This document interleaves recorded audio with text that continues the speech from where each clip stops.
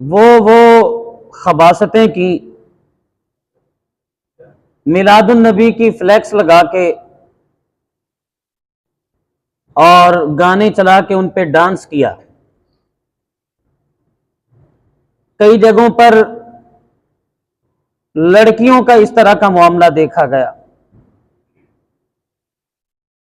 पिछले साल बड़ा अजीब काम हुआ था।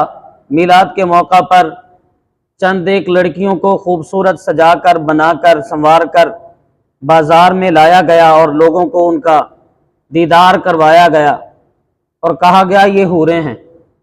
कुछ इस तरह के मामलात इस मर्तबा भी पेश आए। ये निहायत ही कबीह हरकत है।